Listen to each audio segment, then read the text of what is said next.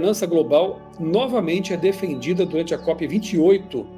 O presidente do Brasil, inclusive, em entrevistas e em seu discurso, ele já tinha falado isso na COP e volta a falar disso agora na COP28, ele disse que seria importante termos uma governança global, uma governança mundial, porque os governos locais talvez não estejam dando conta do recado, e aí essa governança poderia se sobrepor aos governos e, quem sabe, até impor decisões. Veja que ideia um tanto complicada, mas que parece ser algo bom para salvar o planeta, não é verdade? Então, aqui abaixo eu coloquei algumas citações de que estão numa palestra que eu tenho apresentado com o tema ecumenismo. Essa citação aqui eu extraí do ótimo livro de Pascal Bernardin, pensador francês, com o título Império Ecológico. Interessante, esse livro já tem alguns anos de publicação. Ou a subversão da ecologia pelo globalismo. Mas mesmo tendo sido publicado já há alguns anos, ele tem sido mais atual do que nunca. Diz aqui Pascal, na página 10, o seguinte: um discurso onipresente monopoliza as mídias, o discurso do ambientalismo, das mudanças climáticas, e uma nova ideologia parece estar emergindo, já emergiu na verdade. Não estaríamos em presença de um discurso totalitário, mascarado, cujas potencialidades revolucionárias foram gravemente subestimadas? Não estaríamos testemunhando a subversão da verdadeira ecologia, aquela que é respeito pela obra do Criador? Eu acho interessante como esse autor, o Pascal, ele tem uma visão assim bem correta e bem próxima até do que nós adventistas pensamos com respeito à natureza. Respeito à obra do Criador, ou seja, isso é mordomia. Muito antes de se falar em ambientalismo, em mudanças climáticas, nós, como igreja, já falamos sobre a mordomia do corpo, a mordomia dos talentos, dos tesouros, do templo, corpo, né? Do tempo e também da terra, do meio ambiente. Nós devemos cuidar do meio ambiente porque somos administradores daquilo que Deus nos confiou já desde a criação. Mas temos consciência de que não vamos salvar a terra. Nós vamos preservá-la nas melhores condições possíveis. Devemos fazer isso, obviamente, como cristãos bíblicos.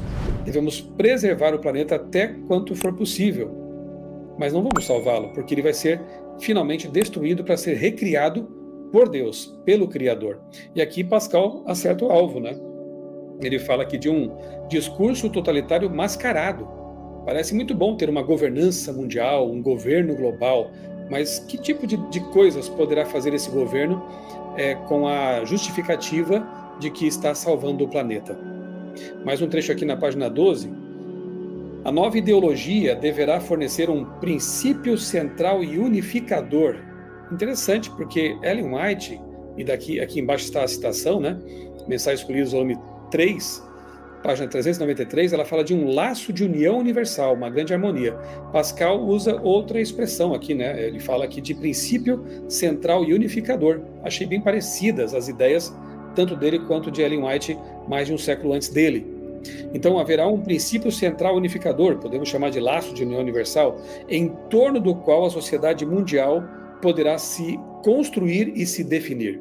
Esse princípio central, esse laço de união universal, deverá formá-la por inteiro, permiti-la definir tanto os objetivos sociais quanto as normas de comportamento individual, ser aceito pelos povos do Ocidente, do Oriente, do Norte e do Sul. Ele deverá evitar confrontar qualquer sensibilidade religiosa ou filosófica, uma religião plural, aberta, né? É um verdadeiro ecumenismo aí. Mas, ao contrário, deverá fazer avançar a causa sincretista e a aparição de uma religião mundial. Veja que interessante. Esse princípio deverá também permitir ao poder mundial intervir diretamente ou não em todos os setores da sociedade. Ele deverá permitir a instauração de um governo mundial, governança mundial, que levará a uma religião mundial, uma religião sincretista, ecumênica, para o bem de todos e o bem da Mãe Terra, o nosso planeta. Tá aí. Autores que já pensavam nisso há algum tempo atrás, né? Em 2009, veja bem, em 2009, lá atrás, eu publiquei, melhor dizendo, na Revista Adventista. Na época eu era editor do caderno de notícia, no caderno chamado Espaço Jovem da Revista Adventista, que é um órgão oficial da Igreja Adventista no Brasil, o seguinte texto, olha que interessante, uma pedacinho aqui para você. Aquecimento global é a nova religião. Antes de falarem disso ainda, né? Depois eu vi aí a Greta Thunberg e outros falando de uma religião planetária, né? O título acima apareceu no site Opinião e Notícia com o seguinte comentário: é o que diz um renomado geólogo australiano, para quem as alterações climáticas são uma farsa perpetuada por ambientalistas. Ian Plimer, professor de geologia da mineração da Universidade de Adelaide, chega mesmo a dizer que a ideia do aquecimento global virou uma nova religião para as elites urbanas de países ricos.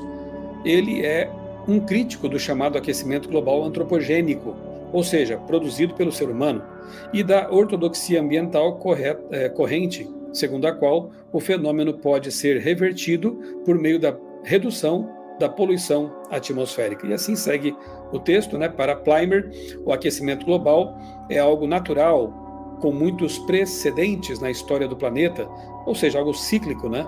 Ele não é o primeiro cientista renomado a dizer isso, mas dá amostras de que não irá se dobrar ante a pressão do jacobinismo ambiental.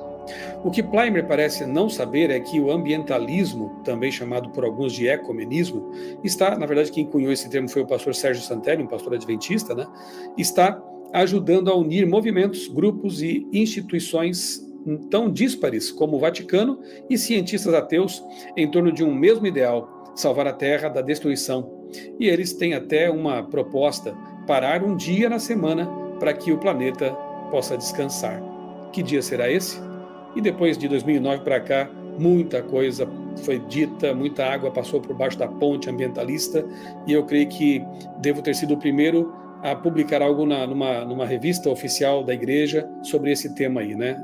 Ecumenismo, já em 2009. Agora veja a citação de Ellen White aqui, a qual já me referi, Mensagem Escolhida, volume 3, em que ela diz assim, ó: preste bem atenção no que eu vou ler aqui, leve em consideração o que eu já disse agora e tudo mais que vem acontecendo aí no planeta em relação a essa temática, né? O chamado mundo cristão será palco de grandes ações decisivas. Homens com autoridade promulgarão leis para controlar a consciência, segundo o exemplo do papado. Babilônia fará com que todas as nações bebam do vinho da ira da sua prostituição. Toda nação será envolvida. João, revelador de Patmos, declara o seguinte sobre esse tempo: tem estes um só pensamento, haverá um laço de união universal, uma grande harmonia, uma confederação de forças satânicas, e oferecem à besta o seu poder e a sua autoridade.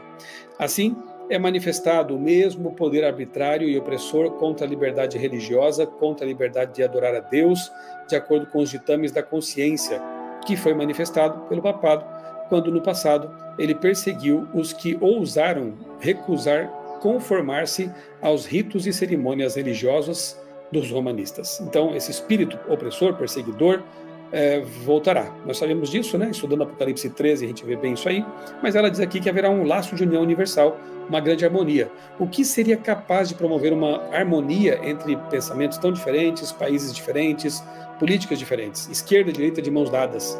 A minha proposta é justamente essa questão ambiental, que eventualmente levará ao decreto dominical. Nós temos aí a direita defendendo o descanso dominical por causa da família, já está lá no projeto 2025, para as próximas eleições dos Estados Unidos. Nós temos a esquerda aí defendendo ferrenhamente o ambiente, a terra, a mãe terra, Gaia, e dizendo aí, unindo-se ao coro com o Papa, né, que o descanso dominical, né, o domingo climático poderia ser uma das soluções, uma das formas de amenizar os problemas ligados ao aquecimento global, às mudanças climáticas. Então, é interessante analisar esse cenário e ver como esse assunto tem crescido, né, ao longo dos anos, entre as autoridades mundiais e também na mídia secular. E aqui eu deixei mais um vídeo para você, caso queira se informar um pouco mais sobre esse assunto: ecumenismo e a saúde planetária. Fica aqui o convite para que você assista. Fiquemos atentos, né? Temos também enfrentado aí uma ameaça à liberdade de imprensa, o que também é complicado. Imagina no futuro você querer falar sobre esse assunto aqui e suas palavras serem encaradas como fake news, como uma ameaça à democracia, enfim. Um canal pode ser derrubado, pode ser cancelado, redes sociais podem ser extintas, e pessoas podem ser penalizadas pelo crime, entre aspas, de opinião. Pois é.